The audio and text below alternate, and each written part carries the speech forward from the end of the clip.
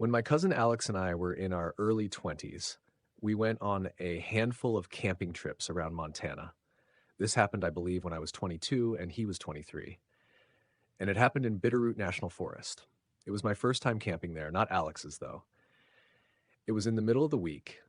Our jobs allowed us to have off days in the middle of the week, and we'd often go on our campouts then to avoid traffic and crowds. I always let Alex take charge on these trips. He's the Eagle Scout, not me. We parked by a picnic area and set foot into the woods from there. After about 30 minutes of hiking deeper into the woods, we found a good spot to set up camp. A good spot meaning a big enough clearing to fit 2 tents, the portable stove, and a campfire. The first thing we did was unpack our stuff and set up our tents. Alex has always been a lot quicker than me in pitching a tent. He does it in only a few minutes. It always takes me over 10 minutes, or rather, it always took me over 10 minutes, as I haven't been camping out in the wilderness since this trip.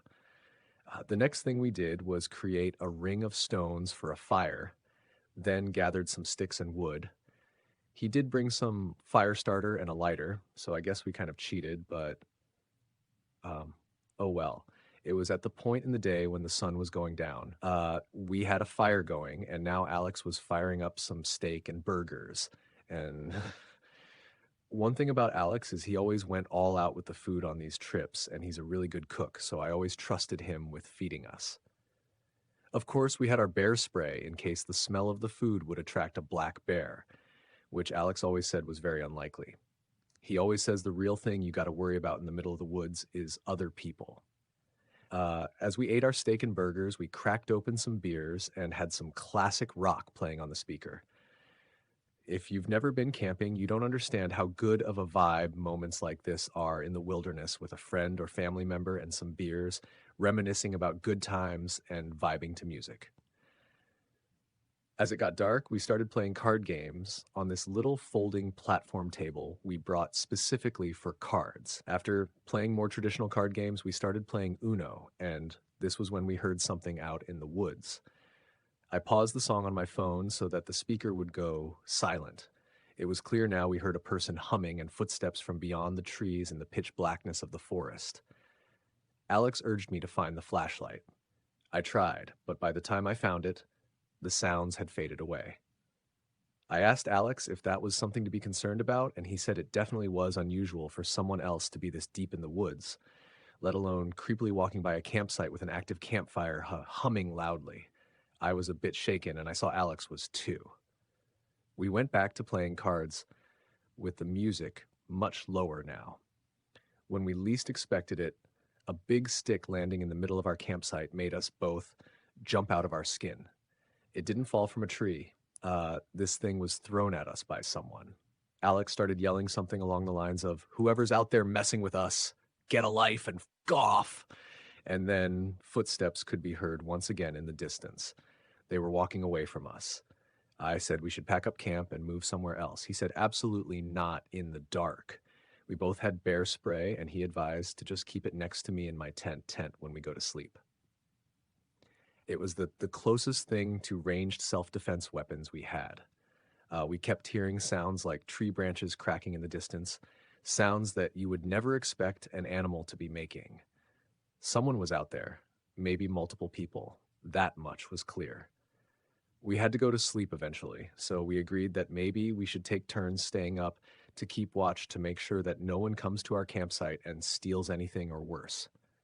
Alex agreed to take first watch. He said he'd stay up and read his book. So I crawled into my tent, into my sleeping bag, and went to sleep. Waking up in the middle of the night while camping is normal. You're in a cold outdoor environment and an uncomfortable sleeping bag. Any number of things could wake you up. I didn't yet know what woke me up. I was still in a fog. My brain didn't feel fully woken up yet. I looked up and saw a head peering into my tent. It looked like Alex.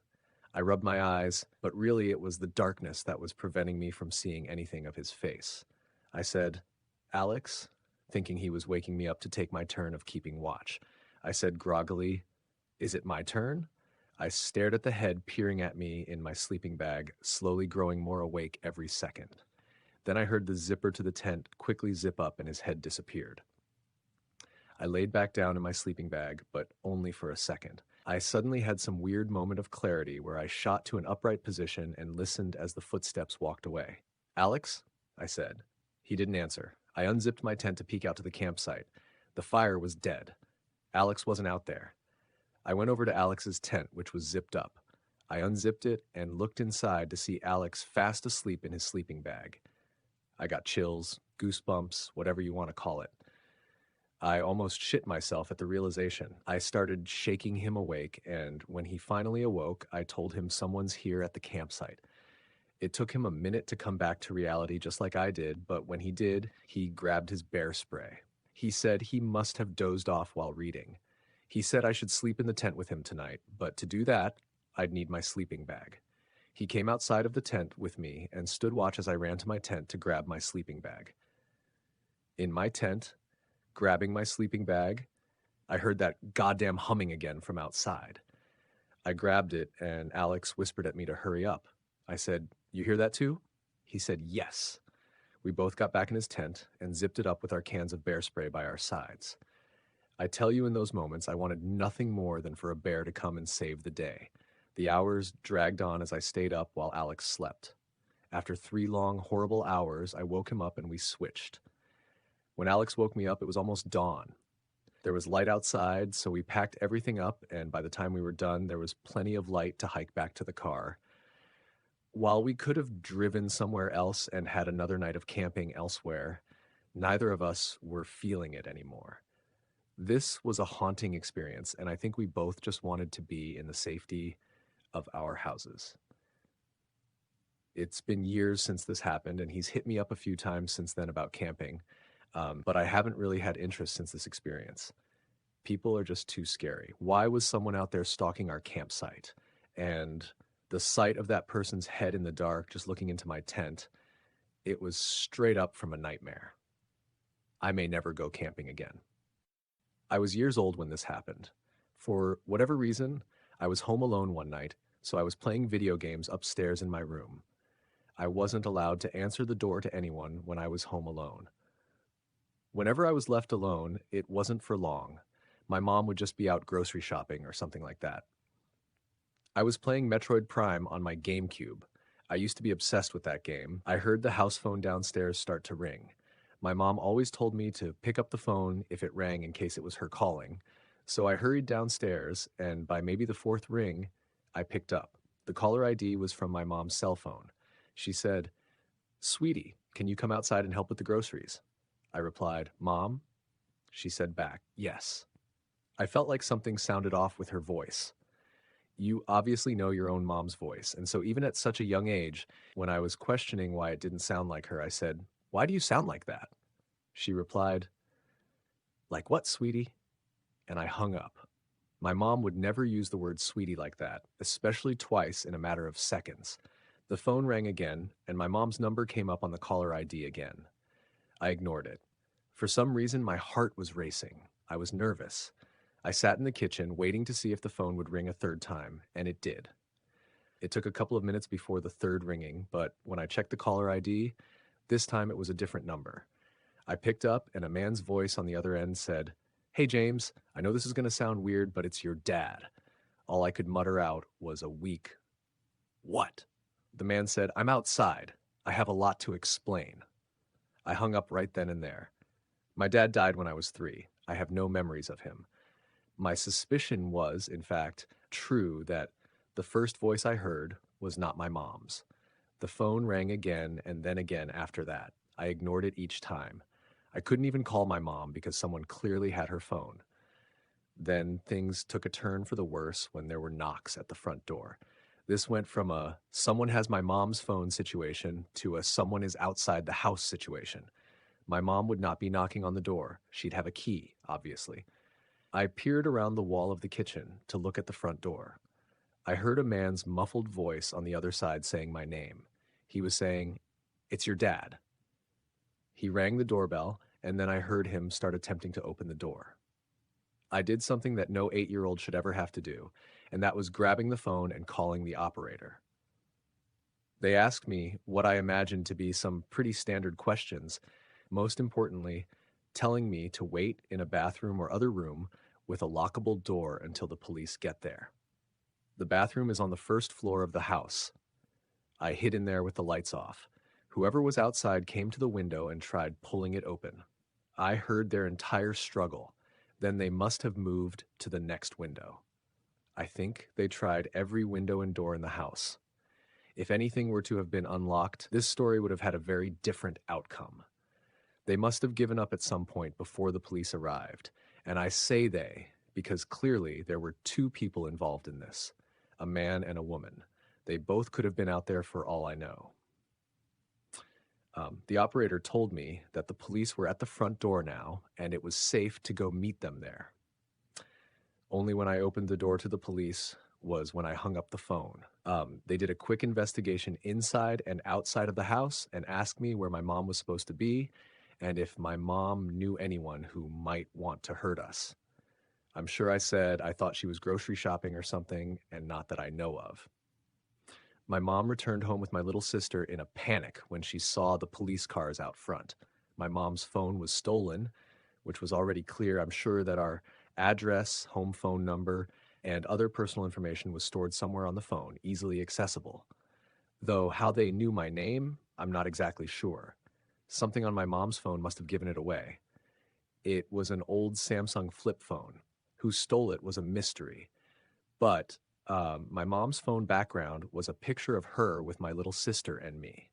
This could have been an indication to some disgusting, creepy couple out there that the owner of this phone was a single mom with two young kids, and they tried to use that as a way of tricking me into leaving the house, which is absolutely disgusting and horrific. The phone must have been destroyed after the failed attempts at trying to lure me outside. Things were a little different after this. My mom wouldn't leave me alone anymore at night, not until I was a few years older at least. Honestly, when my friends and I rented a beach house in Florida, I never could have expected how things would have turned out. It was the four of us in a cramped car driving down there. The house was directly on the beach. It was on this road that had the bay in front of the house across the street, and then in the backyard was literally the beach.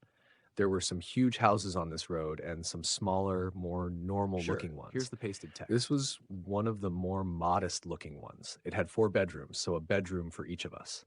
The houses were spaced out on this road, creating a sense of privacy, and the whole time we were unloading the car out front, not a single car passed by on this road. The interior of the house was decent. It wasn't spectacular, but it was modest, clean, and the owners were really pushing a beach theme with the wall decor. I guess it would make sense considering the location. There was even a decorative surfboard in one corner of the living room behind the TV. The living room looked out to the back deck, which then looked out to the beach. The view was amazing. The deck wasn't elevated very high off the ground. It was just 2 steps down and onto the sand. We all claimed our bedrooms. I managed to get one of the rooms with a view of the beach. The first thing we did after settling in was, of course, walking outside and laying on the beach. We all went in the water at one point and then played football. We were definitely on the beach for a few hours. We seemed to be the only ones on the beach apart from this older-looking couple way down the beach. Afterwards, we went out to eat and then started bar hopping in the town area. When we Ubered back, it was dark out. We went outside on the beach to fool around and play late-night football while we were kind of drunk. As I was running to grab the ball after missing a catch, I noticed something in the water. The moon reflecting on the ocean was the only reason I could see it. I said, "What the is that?" out loud, and then realized it was a person standing in the water about waist deep. My friends looked over and said they saw it too. It was only a little weird because of the time. It was like past midnight. But hey, if a local wants to go for a midnight swim, that's their business. We then went to sit on the deck and drank beers for a while until we got tired. And one by one, everyone started going inside to go to sleep. My friend John and I were the last ones out there. I had been every once in a while glancing in the direction I saw that person before in the water, just out of curiosity. And so eventually, when I shot a glance in that direction, I spotted someone standing on the beach. They appeared to be just standing there facing us. It was kind of creepy. maybe a neighbor. I didn't want to be rude, but I wondered if it was the same person. We tried to ignore it, but John was facing that person, and after a while he said they were still just standing there facing us. I stood up and looked over and saw he was right. I yelled out, "Is everything okay?" John asked why I do that. I honestly didn't know what I was expecting. They didn't even reply anything, though. We were officially creeped out, so we went inside. The other two, Jack and David, were already in their rooms, probably knocked out from drinking. So John and I decided to just call it a night too, so that we could have a full day tomorrow. If I had to guess, it was 1 to 2 a.m., which was honestly on the earlier side, but we were all burnt out from the long day. I went to my room. After brushing my teeth, I looked out the window, wanting to take a look at the ocean before crawling into bed. This is where the creepiness factor escalated substantially because there was now someone standing in front of the back deck facing the house.